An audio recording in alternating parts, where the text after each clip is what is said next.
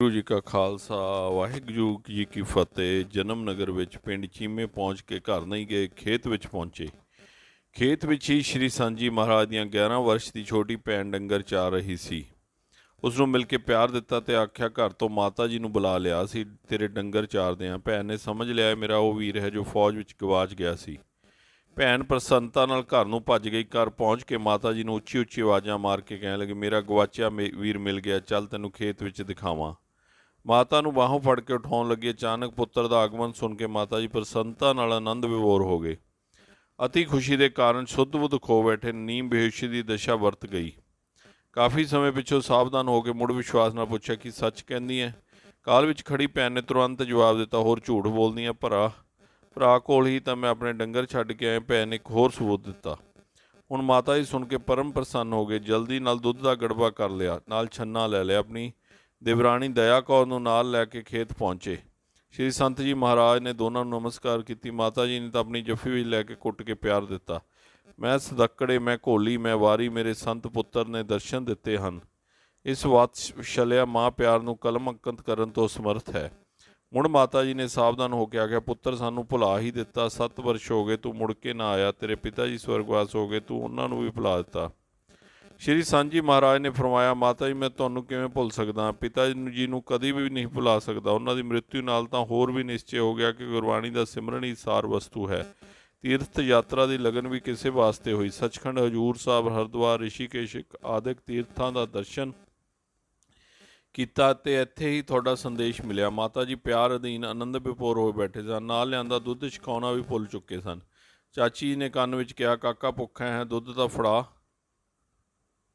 ਯਾਦ ਆਉਣ ਤੇ ਛੇਤੀ ਨਾਲ ਦੁੱਧ ਦਾ ਛੰਨਾ ਭਰ ਕੇ ਦਿੱਤਾ। ਘਰ ਚੱਲਣ ਲਈ ਆਖਿਆ ਤਾਂ ਸ਼੍ਰੀ ਸਾਂਝੀ ਮਹਾਰਾਜ ਨੇ ਫਰਮਾਇਆ, ਸੀ ਖੇਤ ਵਿੱਚ ਹੀ ਰਹਾਂਗੇ।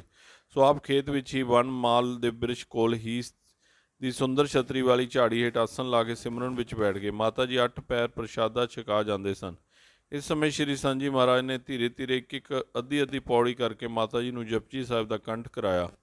ਮਾਤਾ ਜੀ ਹੁਣ ਪ੍ਰਸੰਨ ਸਨ। ਇੱਕ ਦਿਨ ਪ੍ਰਸੰਨਤਾਪੂਰਵਕ ਸ਼੍ਰੀ ਸਾਂਝੀ ਮਹਾਰਾਜ ਨੂੰ ਕਹਿਣ ਲੱਗੇ, ਪੁੱਤਰ ਹੁਣ ਕਿਤੇ ਜਾਣਾ ਨਹੀਂ। ਸ਼੍ਰੀ ਸਾਂਝੀ ਮਹਾਰਾਜ ਨੇ ਜਵਾਬ ਵਿੱਚ ਆਖਿਆ, ਮਾਤਾ ਜੀ ਸਤਵਚਨ, ਪਰ ਸਾਨੂੰ ਵਿਆਹ ਵਾਸਤੇ ਨਹੀਂ ਆਖਣਾ ਹੋਵੇਗਾ। ਮਾਤਾ ਜੀ ਨੇ ਆਖਿਆ, ਪੁੱਤਰ ਮੈਨੂੰ ਤੇਰਾ ਦਰਸ਼ਨ ਹੀ ਬਥੇਰਾ ਹੈ, ਮੈਂ ਵਿਆਹ ਵਾਸਤੇ ਕਿਉਂ ਕਹਿਣਾ ਹੈ?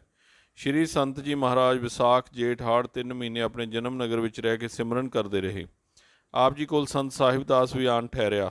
ਦਰਸ਼ਨ ਵਿਲਾਖੀ ਪ੍ਰੇਮੀਆਂ ਦੀ ਗਿਣਤੀ ਪ੍ਰਤੀ ਦਿਨ ਵਧਣ ਲੱਗੀ। ਸ਼੍ਰੀ ਸਾਂਝੀ ਮਹਾਰਾਜ ਦੇ ਬਾਲ ਸਖਾਈ ਮਿੱਤਰ ਸ਼ਰਧਾ ਨਾਲ ਚਰਨਾਂ ਵਿੱਚ ਹਾਜ਼ਰ ਹੁੰਦੇ ਅਤੇ ਸੇਵਾ ਕਰਦੇ।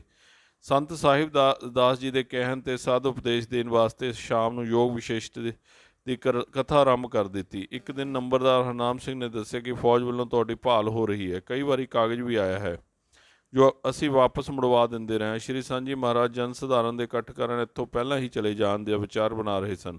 ਅਕਾਲ ਪੁਰਖ ਦੀ ਪ੍ਰੇਰਨਾ ਅਨੁਸਾਰ ਇੱਕ ਦਿਨ ਮਾਤਾ ਜੀ ਆਪਣਾ ਪ੍ਰਣ ਹਾਰ ਬੈਠੇ ਅਤੇ ਦੁਨਿਆਵੀ ਮੋਹ ਅਧੀਨ ਕਹਿਣ ਲੱਗੇ, ਪੁੱਤਰ ਮੈਂ ਤੇਰੇ ਤਪ ਸਿਮਰਨ ਤੋਂ ਬਲਿਹਾਰ ਜਾਂਦੀ ਹਾਂ, ਪਰ ਤੇਰਾ ਭਰਾ ਜੈ ਸਿੰਘ ਇਕੱਲਾ ਕੰਮ ਵਿੱਚ ਔਖਾ ਹੁੰਦਾ ਹੈ। ਤੂੰ ਨਾਲੇ ਭਜਨ ਕਰ, ਨਾਲੇ ਵਿਆਹ ਕਰਵਾ ਕੇ ਉਸ ਨਾਲ ਕੰਮ ਦੀ ਸਹਾਇਤਾ ਵੀ ਕਰ।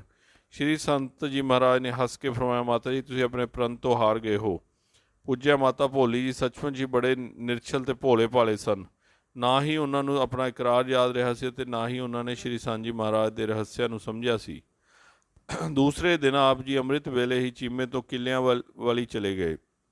ਇੱਥੋਂ ਭਾਈ ਬਰਿਆਮ ਸਿੰਘ ਕੋਲ ਪਿੰਡ ਕੱਟੂ ਪੁੱਜ ਗਏ। ਭਾਈ ਬਰਿਆਮ ਸਿੰਘ ਜੀ ਨੰਬਰ ਪਲਟਨ ਵਿੱਚੋਂ ਆਇਆ ਹੋਇਆ ਸੀ। ਇੱਥੇ ਹੀ ਸੰਤ ਜੀ ਮਹਾਰਾਜ 10 ਦਿਨ ਠਹਿਰੇ। ਜਾਣ ਦੀ ਇੱਛਾ ਪ੍ਰਗਟ ਕਰੀ ਤਾਂ ਭਾਈ ਬਰਿਆਮ ਸਿੰਘ ਨੇ ਘੋੜੀ 'ਤੇ ਬਿਠਾ ਕੇ ਬਰਨਾਲੇ ਪਹੁੰਚਾਏ। ਇੱਥੋਂ ਸਿਆਲਕੋਟ ਦਾ ਟਿਕਟ ਲੈ ਕੇ ਰੇਲ ਵਿੱਚ ਬਿਠਾ ਦਿੱਤੇ। ਦੂਸਰੇ ਦਿਨ ਸੰਤ ਰਾਮ ਸਿੰਘ ਜੀ ਕੋਲ ਐਕ ਨਦੀ ਕਿਨਾਰੇ ਪਹੁੰਚ ਗਏ। ਸਿਮਰਨ ਤਪੱਸਿਆ ਵਿੱਚ ਲੱਗ ਗਏ। ਇੱਕ ਦਿਨ ਆਪ ਜੀ ਨੇ ਸੰਤ ਰਾਮ ਸਿੰਘ ਜੀ ਕੋਲ ਫੌਜ ਵਿੱਚ ਗੈਰ ਹਾਜ਼ਰ ਰਹਿਣ ਦੀ ਗੱਲ ਕੀਤੀ ਤਾਂ ਸੰਤ ਰਾਮ ਸਿੰਘ ਜੀ ਨੇ ਇਹੀ ਰਾਏ ਦਿੱਤੀ ਕਿ ਤੁਸੀਂ ਹਾਜ਼ਰ ਹੋ ਕੇ ਨਾਵਾਂ ਕਟਵਾਉਣ ਵਰਨਾ ਇਹ ਅਚੇਤ ਮਾਨਸਿਕ ਬੋਝ ਸदैव ਵਿਘਨਕਾਰੀ ਸਾਬਤ ਹੋਵੇਗਾ। ਸ਼ਾਮੀ ਭਗਤ ਸਿੰਘ ਜੀ ਪਿੰਡੀ ਘੇਬ ਵਾਲਿਆਂ ਨੇ ਵੀ ਇਹੀ ਰਾਏ ਦਿੱਤੀ ਸੀ। ਇਸ ਵਾਸਤੇ ਆਪ ਜੀ ਨੇ ਸਿਆਲਕੋਟ ਛਾਉਣੀ ਤੋਂ ਫੌਜ ਦਾ ਪਤਾ ਲਿਆ ਤਾਂ ਪਤਾ ਲੱਗਾ ਕਿ ਪਲਟਨ ਐਬਟਾਬਾਦ ਛਾਉਣੀ ਵਿੱਚ ਸ੍ਰੀ ਸੰਤ ਜੀ ਮਹਾਰਾਜ ਐਬਟਾਬਾਦ ਨੂੰ ਤਿਆਰ ਹੋਏ। ਸੰਤ ਰਾਮ ਸਿੰਘ ਜੀ ਨੇ ਪ੍ਰਣ ਲਿਆ ਕਿ ਫੌਜ ਵੱਲੋਂ ਸੁਤੰਤਰ ਹੋ ਕੇ ਥਮਾਲੀ ਦੇ ਡੇਰੇ ਆ ਕੇ ਹੀ ਸਿਮਰਨ